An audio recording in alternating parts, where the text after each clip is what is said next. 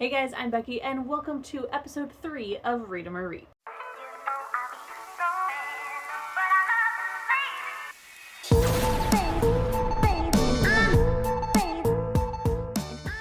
Read 'em or Read is a series that I started at the beginning of 2025 to try and help me get through the ginormous backlog of unread books that I have on my shelf. Now, we started the year with 166 books on the shelves.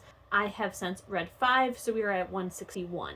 Now, normally I do a reading vlog where I choose the books with you guys, read them, share my thoughts, etc. And you're probably looking at the length of this video and you're like, this is going to be a short vlog. No, this is going to be a quick sit-down video episode because unfortunately, last night when I went to edit the footage, I found out that I've been recording in slow-mo mode with no audio the entire time. So I had to scrap this video and half of a vlog that I already started and start from scratch. So here we are. We are going to chitty chat about the books that I originally read for episode 3, but now we no longer have the vlog footage. So I did end up reading 2 books for this episode. The theme that's been kind of going in these episodes so far is that I pick one newer release and then one older book. And that was the same way that happened with this episode as well. So the newer book that I picked was Sunrise on the Reaping. I started the vlog on release day, went to the bookstore, got the book, read it, chatted about it with you guys, and then lost everything. So, did I read it or am I reaping it? Of course I read this book and I'm keeping it. This book is getting 5 out of 5 stars. I will say that it is a little bit of a biased 5 stars. I mean, it's not a biased 5 star, it deserves 5 stars. It's a 5-star book. It was great. I loved it. However, what's really, really weird, and I almost want to go back through and reread, but I think it's just going to be even worse after a reread. I knew what was going to happen in this book. In terms of, I know that this is a prequel. I know who wins the games. I know what happens after the games because we're told that in Catching Fire or Hunger Games. Either way, I knew what to expect going into this book, and that severely diminished my, I want to say empathy, but not really. This book was still super messed up, crazy, shocking, but at the same time, I did not cry one time. And every other person I've seen read this book is sobbing. This book has ruined their lives. And I don't know, I think I just knew what was going to happen. So the whole time I was just I know that everyone's going to die, but I just don't know how. And so I was just whoa, that's crazy. Wow. I was shocked, but I didn't cry. Not one time. That's so terrible. Haymitch and the other 3 tributes that go with him, I did have a pretty strong connection to. For one of the characters, 2 things happened to them. So the first thing that happens to them, I was extremely shocked by. And that almost made me cry. And then the second time, I already knew. So I was turn that emotional switch off because we already know what's going to happen to them. And you've already got me once, you know? So for those people, I tremendously cared. I will say it was a little sucky that one of them happened off page. I'm glad, but also that's a little sucky.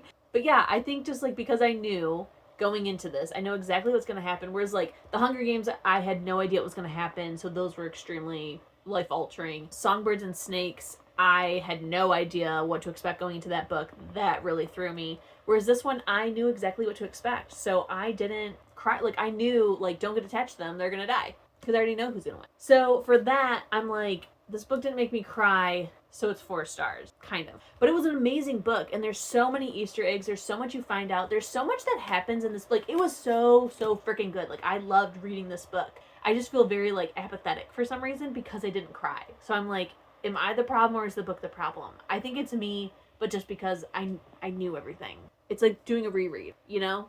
You're not going to feel as strong of emotions the second time because you already know what's going to happen. There were some things that we found out in this book, especially when in terms of past tributes, people that we see later in the series, that I'm well, wait a second. If Haymitch knew all these people, and for some of them very, very closely, how come we didn't know that in Hunger Games? But at the same time, seeing how Haymitch decides to deal with all his grief of turning to alcohol, shutting everyone out, like that does actually make sense later down the road, that when we see the characters that we meet for the first time in this book, that makes sense why he's not so like buddy and care about them, because he can't care about anyone. But it was just crazy. I will say, like, from watching other more intelligent people other more intelligent people's reading vlogs of this, there were a lot more Easter eggs that I missed because it's been so long since I have watched or read Hunger Games.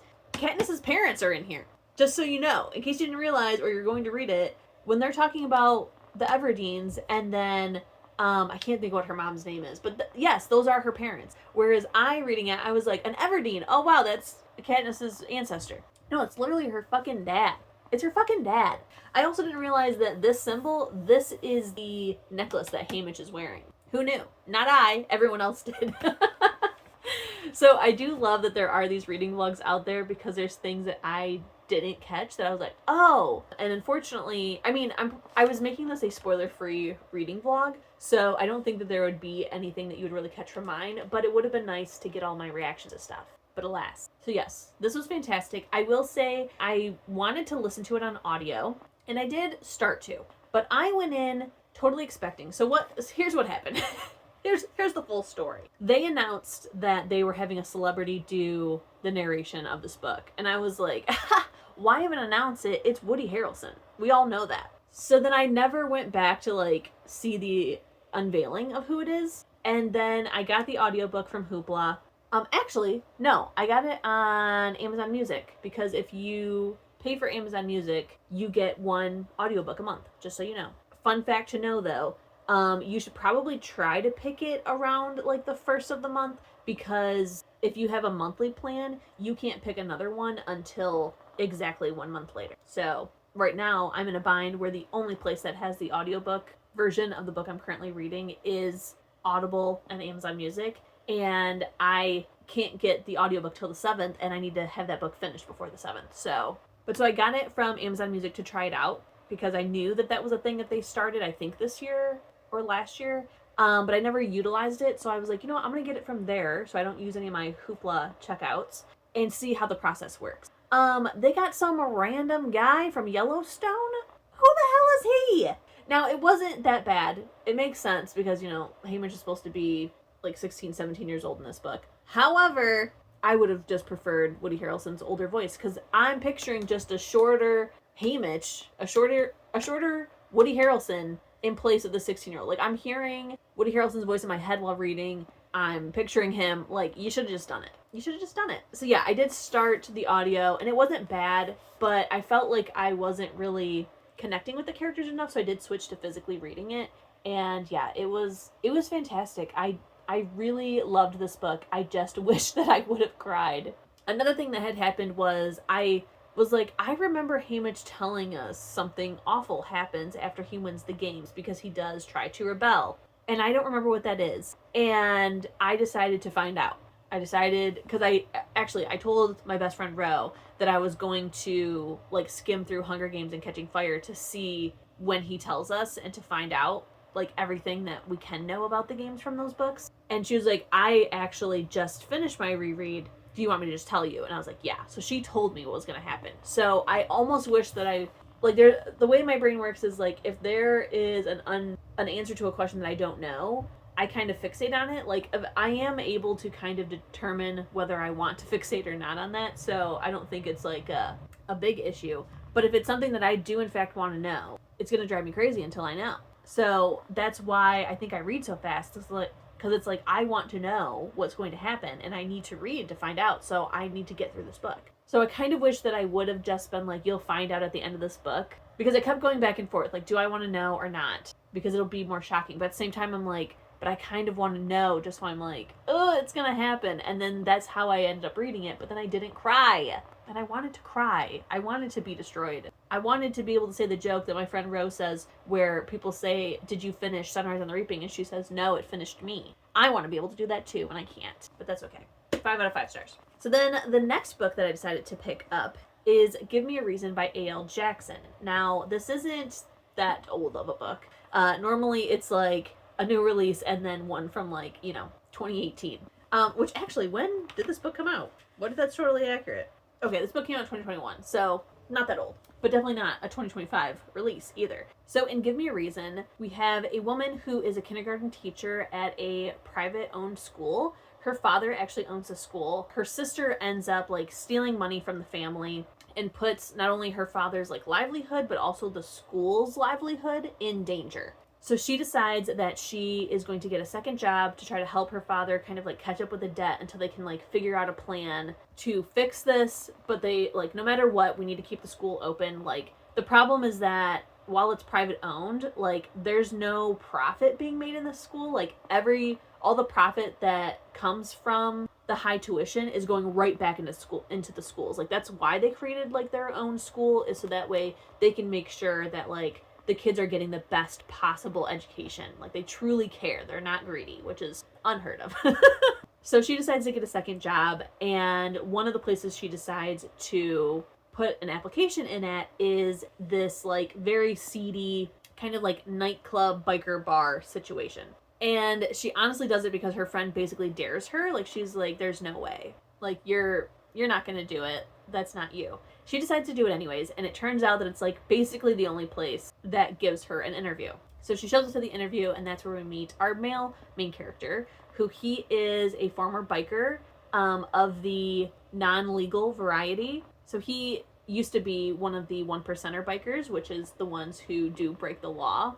And he has left his very tumultuous past because he ends up becoming a father. So he's a single dad. He lives here. He has this very successful club. And he is very much trying to stay away from his past. He doesn't have contact with his past. Nobody knows that this is where he is, etc., etc. So because of his past sins, like, he is very much believing that he doesn't deserve happiness, that he ruins everything. And then this woman who works for this private owned, which is also a religious school, this like literal Sunday school teacher, shows up and is wanting a job here. So for some reason, like, he is just completely enamored with her and is kind of obsessed with her and decides to go ahead and give her a job even though he shouldn't. Turns out that she is his son's kindergarten teacher. And that is basically the gist of this book, is them having this attraction, knowing that it's wrong in the sense of like, she teaches his son and she works for him, and you know, he's dark, she's light, that kind of thing. So the entire book is like this extremely slow burn, kind of forbidden romance. Like, they're fighting attraction the entire time until the very end. And when I tell you this is dramatic, this is over the top melodrama, like All My Children soap opera kind of drama, because there truly is no good reason other than her being his son's teacher that they shouldn't just be together. And the fact too that she is his son's teacher and still kind of like pursues this relationship is also kind of crazy. Like, either wait 1 year until his son is out of your class, or have him switch classes and pursue it. But the fact that, like, you know, we're not supposed to be doing this, so we're not going to officially be boyfriend girlfriend because we're not really together, but we are, but we're not. It is a lot of anxiety, because I'm like, what's going to happen if somebody figures it out? Like, she could get in serious trouble by the school board. She can get in serious trouble by the parents. This is crazy. This is totally crazy. So it is wild. It is over the top. On top of that, we also have like a suspense line going through it because his past does end up catching up with her.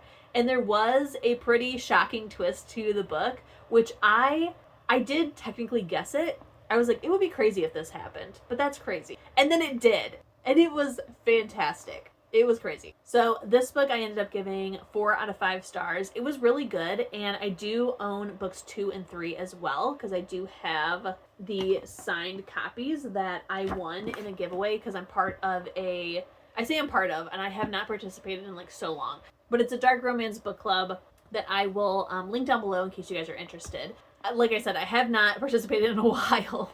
I need to get back into it. I really like the people, but dark romance is like very hit or miss. Like, it's something I like to try out every once in a while, not something I like to do every month. So I've been kind of waiting until a book kind of pulls my interest, and then I read those ones. But lately I've just completely ignored the book club altogether. So I need to jump back in.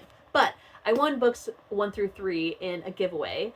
And then I think that there is also a 4th book. So I do plan on continuing on in the series, but not immediately, just because of like how dramatic and suspenseful these books are, like, for me, that's not my go-to book. It's fun every once in a while, so I can't, like, binge those books back to back. I need to, like, take a break in between them. I will definitely be continuing on, just not right away. And my plan is I am going to keep these copies on my read shelves until I finish, well, as I read them. I'll keep them on the read shelves, but the unread ones will be on the unread shelves. Anyways, my plan is to keep them until I finish book 3 to decide if I want to give these to somebody else in the book club, because it is signed to the book club. So decide to either just like keep them indefinitely or to give them to somebody else in the book club who would like to read them. So those are 2 books that we did end up reading for this episode, which we are now down to 159 books. However, what you can't see, pull it into frame a little bit, is I do have this giant stack right here of books that I have decided to reap.